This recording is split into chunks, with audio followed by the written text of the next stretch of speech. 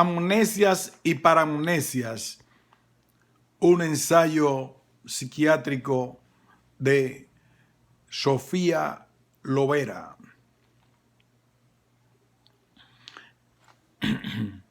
Antes de estudiar las enfermedades de la memoria, es decir, su patología, es necesario dar una breve explicación de la memoria en su estado normal. El ejercicio contribuye a su desenvolvimiento, pero esa gimnasia debe de estar de acuerdo con la edad del sujeto, con los fines que se propone, etc. La memoria puede ser estudiada en sus dos fases.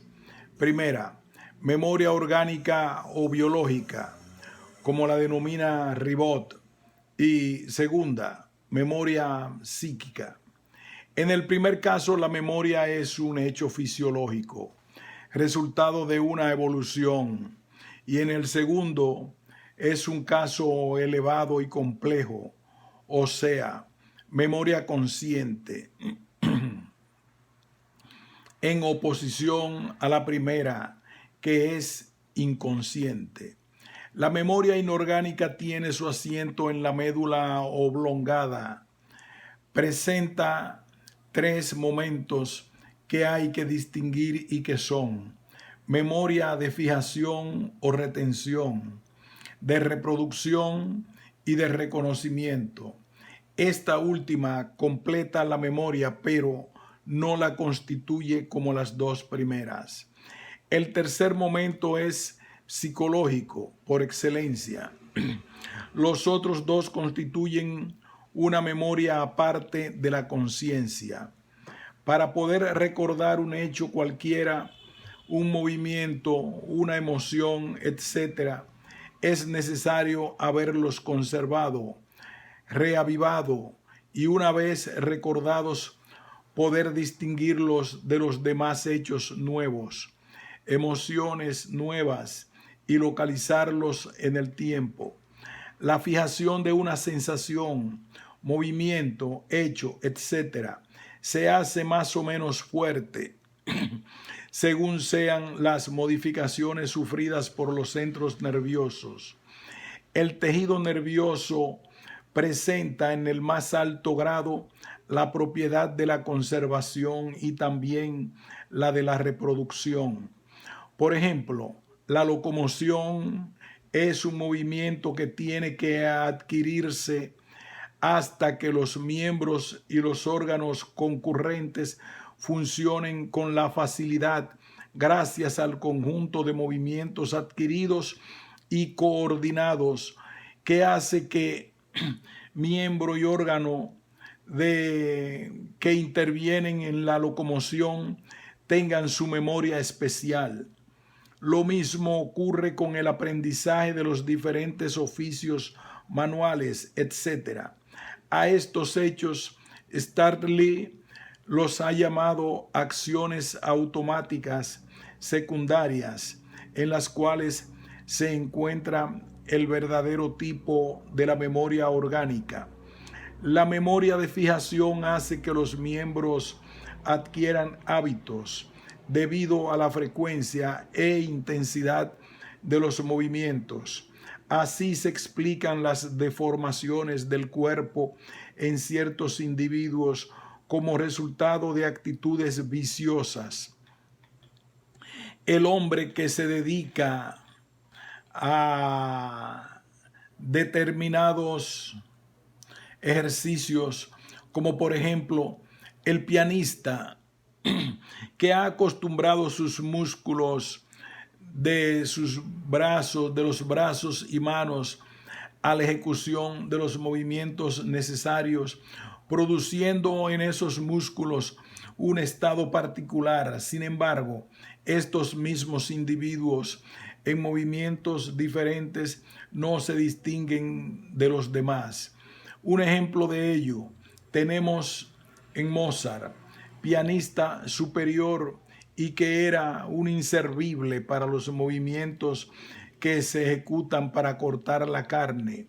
Esa facilidad cada vez mayor para la consumación de un determinado ejercicio es producto del hábito, que es un grado más perfecto de la evolución de la memoria. Hay otra especie de memoria, la memoria hereditaria, que hace posible la transmisión de cualidades que se han adquirido. Tenemos el caso en los movimientos que al principio requieren una suma de esfuerzos, un aprendizaje al cual no son ajenas la voluntad y la conciencia, y que ahora se efectúan sin que intervenga la conciencia. Al marchar, los movimientos se hacen automáticamente y la herencia transmite a la descendencia la facilidad que los progenitores adquirieron. De lo contrario, el niño tendría que comenzar de nuevo el mismo aprendizaje, al igual de su antecesor. En la vida hay ejemplos de familias enteras, memoristas, en que una misma cualidad ha distinguido a todos sus miembros. Estos hechos son resultados de la herencia. Tal aconteció con la familia Bach, que contó en su seno numerosos músicos. Como hay individuos que fijan o retienen mejor lo que ven, otros lo que oyen y otros escribiendo y pronunciando, se ha hecho una clasificación de esos sujetos en tipos de memoria. Y así tenemos el tipo visivo, el auditivo, el verbo auditivo, el verbo visual, etc. Todas las modificaciones, ya sean conscientes o inconscientes, pueden recordarse. Las ideas, imágenes, sensaciones y emociones pueden volver a aparecer o reproducirse en determinadas condiciones cuando han sido fijadas en la memoria. Para poder tener un recuerdo, por ejemplo, de un monumento visto algún tiempo antes, es necesario que exista un estímulo exterior que lo haya provocado otras veces.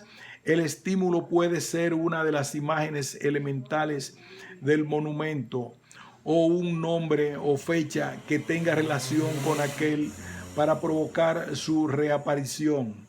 Existe pues un lazo entre la imagen del monumento con la imagen del nombre, fecha, etcétera, que sirvió de estímulo para reproducir.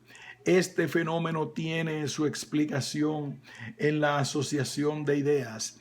Tenemos así establecido que la memoria comprende la memoria de fijación y la de reproducción. Por consiguiente, sus condiciones son las siguientes: una modificación de los elementos nerviosos y una asociación que se establece entre estos elementos. La forma más elevada de la memoria es la facultad de reconocer, de identificación.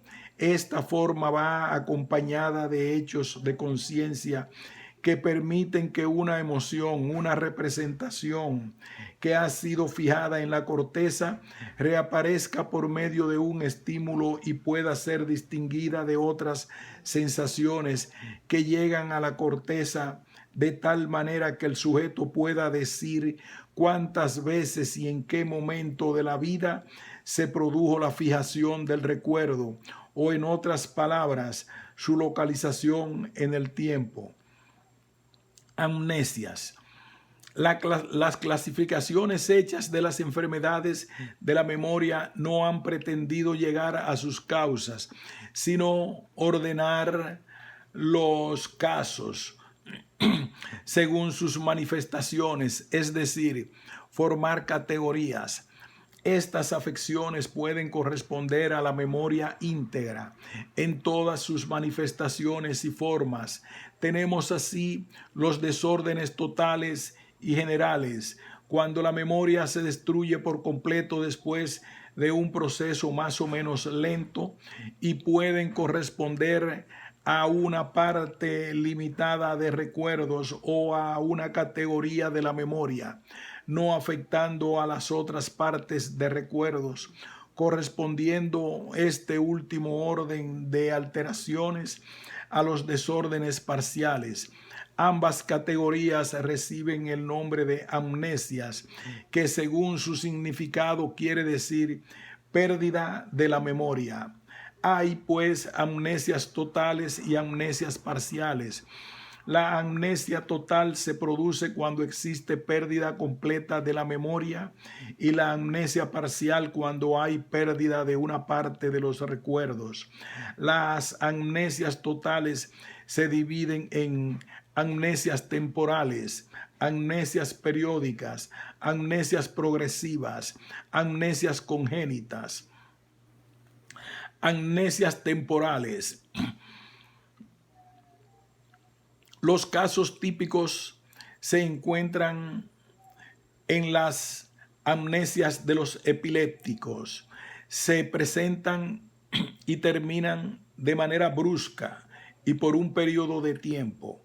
Es propia de los epilépticos. Después que el sujeto ha sufrido un ataque de epilepsia, no recuerda absolutamente ninguno de los actos que ha ejecutado bajo la influencia del ataque.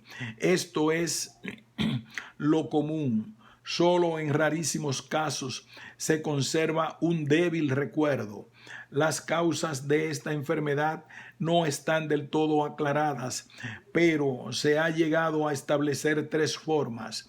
Primera, el mal mayor. Segundo, el mal menor. Y tercero, el vértigo.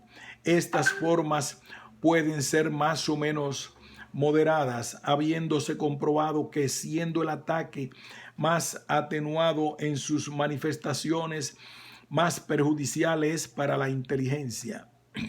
Además de la amnesia que trae consigo, se producen otros trastornos mentales bajo la influencia de un ataque de epilepsia.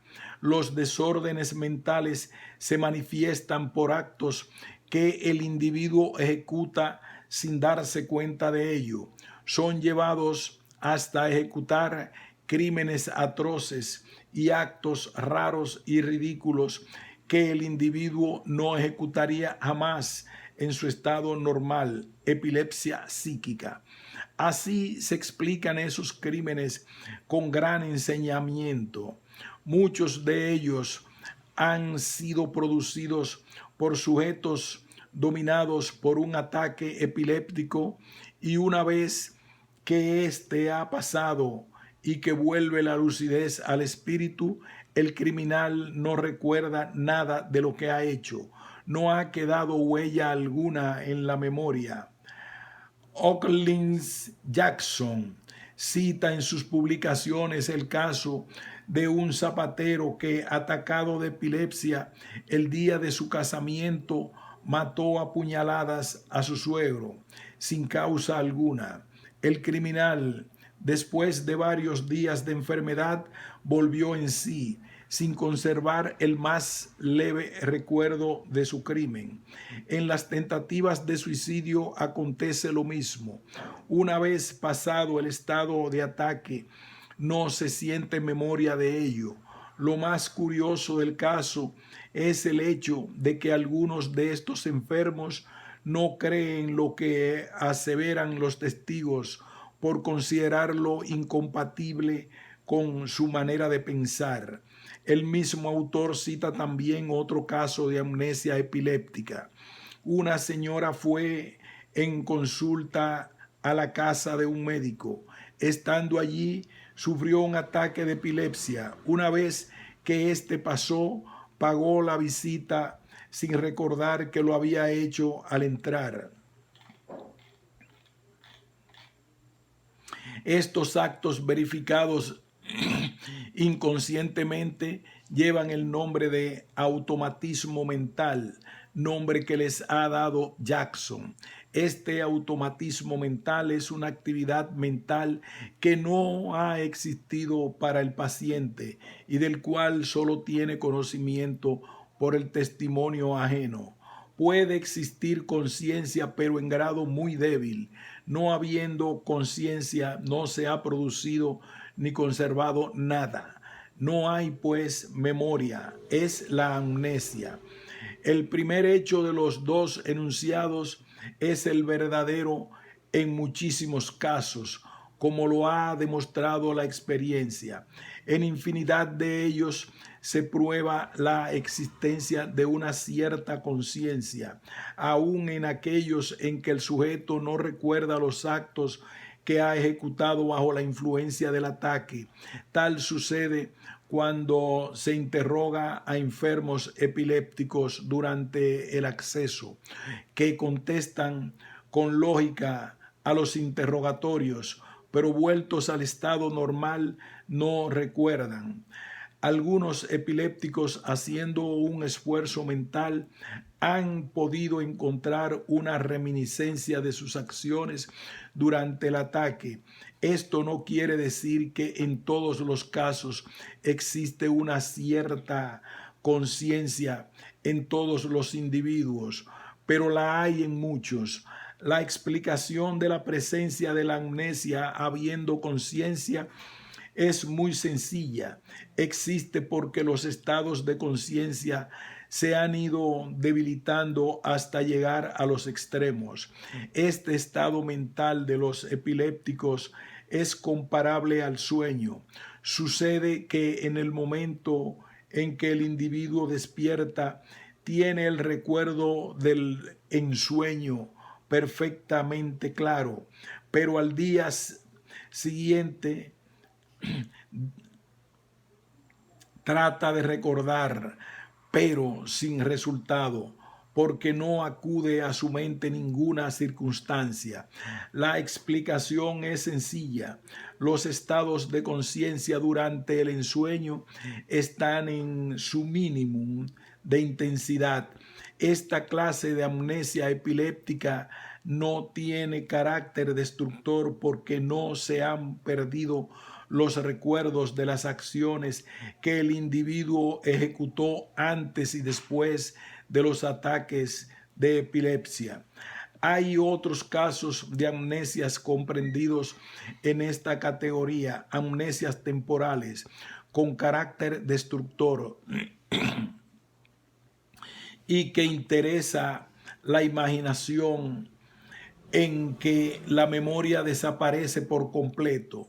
El recuerdo de todos los sucesos de la vida anterior al accidente que ha determinado esta amnesia anterógrada hace desaparecido, no quedando nada de él, debiendo que procederse a una nueva educación del sujeto, como si hubiera nacido por segunda vez.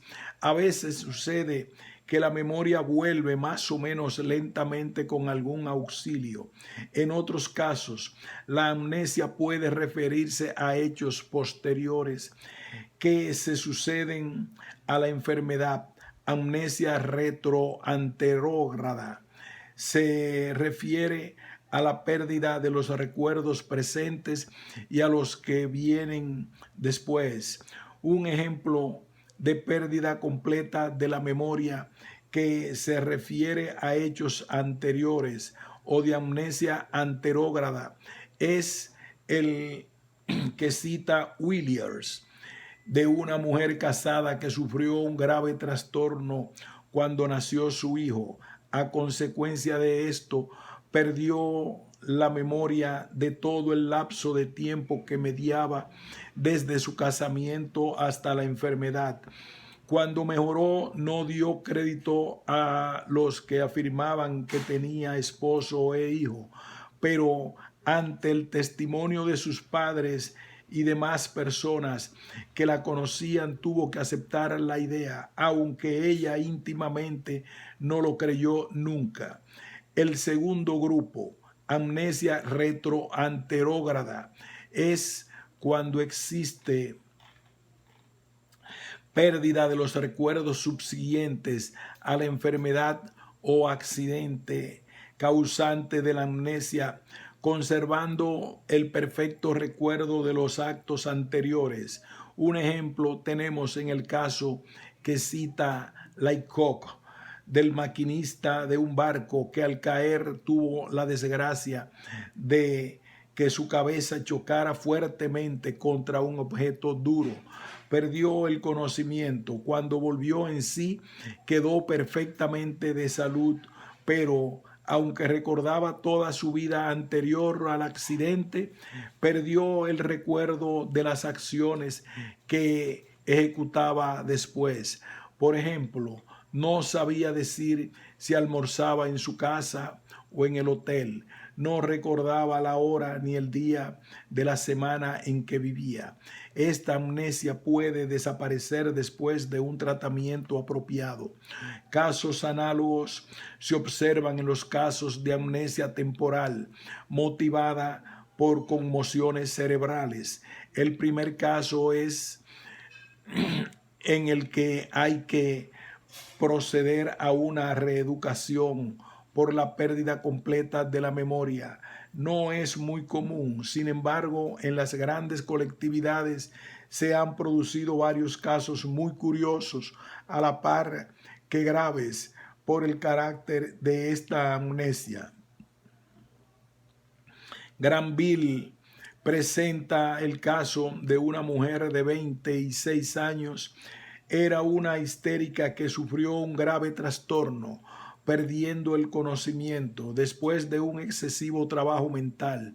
Cuando recuperó la noción de su ser, se formó una mezcla de los últimos recuerdos tenidos antes del accidente con las nuevas sensaciones, haciendo en su mente una extraña relación de las ideas más opuestas sin poderlas distinguir. No recordaba absolutamente nada de las cosas que íntimamente estaban relacionadas con ella antes de la crisis. Llamaba sobremanera la atención que, habiendo anteriormente hecho uso continuo de la escritura, porque con ella ganaba su vida, la presencia de los útiles necesarios a ese arte no le despertaran ninguna asociación de ideas. Aquí los efectos del hábito y de la educación habían sido anulados por un trastorno completo de las funciones cerebrales.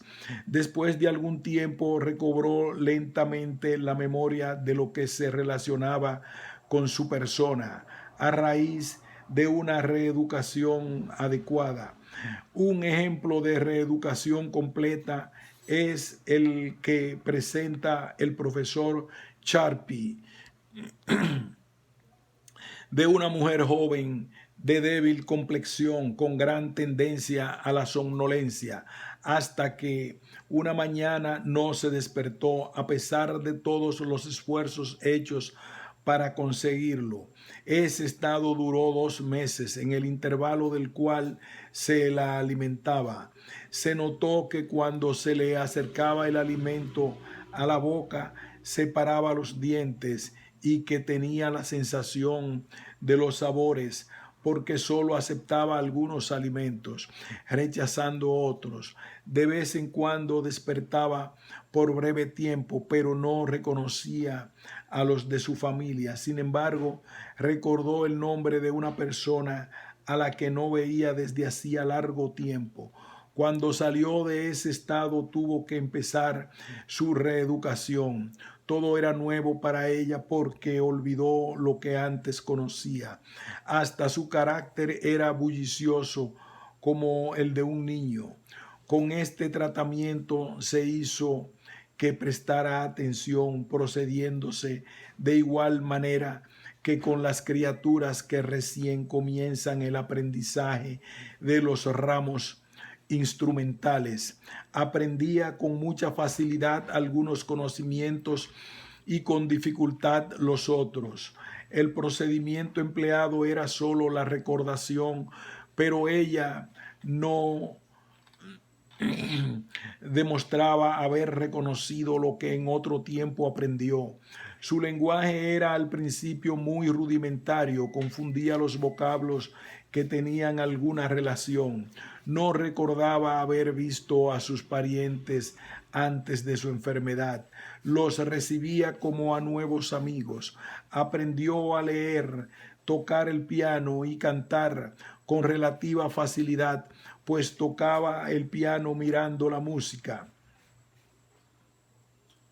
Preguntándole cómo había aprendido a leer música, no sabía decirlo, no recordaba que anteriormente la había conocido. En estos casos, primero, la pérdida completa de la memoria de los hechos anteriores al accidente causante. Segundo, de pérdida o amnesia de los hechos posteriores a la causa. Y tercero, caso de pérdida completa de memoria en que se hace necesaria una reeducación para recobrarla. Hay destrucción patológica solo de la memoria psíquica y no de la memoria pasiva, puesto que en los ejemplos anteriores, como se ha visto, no hay desaparición de disposiciones para coser, leer, tocar el piano, hablar, etc. Esta memoria no ha sufrido mayormente. Fisiológicamente, estas amnesias se explican hasta hoy por hipótesis, según los casos. Así tenemos en el anteriormente citado por Laycock del maquinista, que recordaba perfectamente todos los hechos anteriores a su accidente. En cambio, los que sucedieron no podían ser recordados, pero aquellos hechos son traídos al presente con el auxilio indirecto de otro agente, ya sea de forma de otra persona que le ayuda a recordar o ya sea por su misma iniciativa, es decir, que aún le queda el poder de relacionar el presente con el pasado. De modo que dos explicaciones caben aquí. Primera, que la huella de los recuerdos anteriores ha desaparecido, o segunda, que el poder de recordar es posible, pero hay dificultad en la asociación de los hechos pasados con los presentes. En otros casos, como el de Cherpi, también citado, puede verse una amnesia completa de la memoria en todas sus formas, pero examinando el hecho más detenidamente, no hay una destrucción total, aun cuando hay que emprender una reeducación del sujeto, porque si bien es cierto que los recuerdos han desaparecido completamente, quedan sin embargo grandes aptitudes para facilitar el recuerdo. Después de recuperada la salud, si esas aptitudes no existieran, no se hubiera hecho la nueva educación con la rapidez con que se efectuó. Fisiológicamente, este fenómeno queda explicado por la renovación de nuevo elemento nervioso que pasa a reemplazar el elemento averiado e inútil. Amnesias periódicas. En este grupo entran los casos de desdoblamiento de la memoria, observándose los más numerosos en los sonámbulos. Existe aquí un desdoblamiento completo de la personalidad entera. En los sujetos obsérvase una sucesión alternativa de la memoria, pero hay una gran transición entre el estado de vigilia y el sueño. Se forman en este proceso dos memorias perfectamente distintas, verificándose tanto en la forma consciente y más elevada como en la memoria semiconsciente, de tal suerte que uno de los dos grupos independientes de recuerdos no tiene conocimiento del otro grupo. El ejemplo siguiente bastará para explicar esta forma de la memoria. McNish Menciona el caso de una niña que presentaba amnesia completa de todos los conocimientos aprendidos hasta entonces. Esto había sucedido después de un prolongado sueño que tuvo la joven. Se emprendió una nueva educación. Tuvo que enseñársele a leer, escribir, contar los nombres de las personas y cosas familiares. En una palabra, todos los primeros conocimientos que un niño recibe al emprender su instrucción.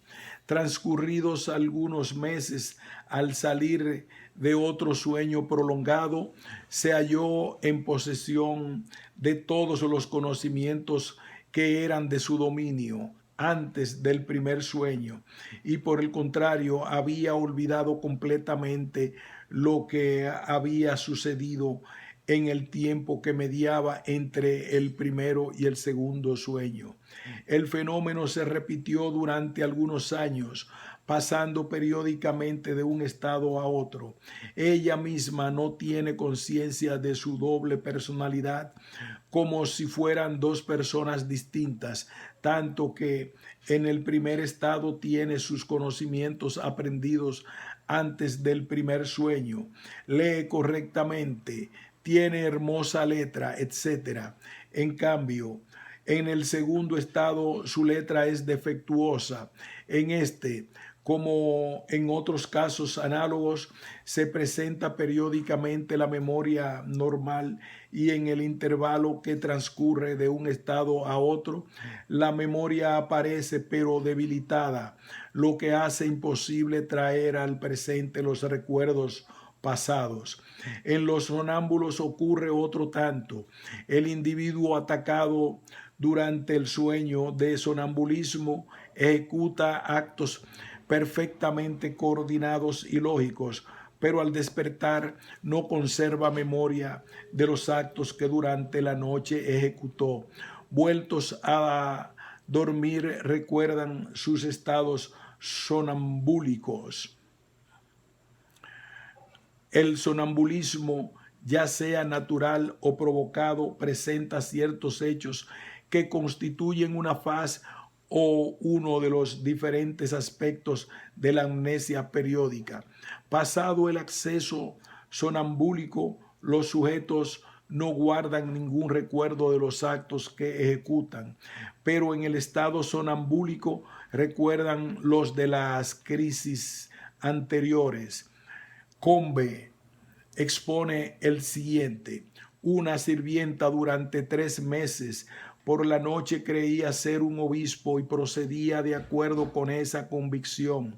Otro ejemplo que menciona Hamilton es el de un aprendiz que en los accesos sonambúlicos se creía padre de familia, senador y rico. Durante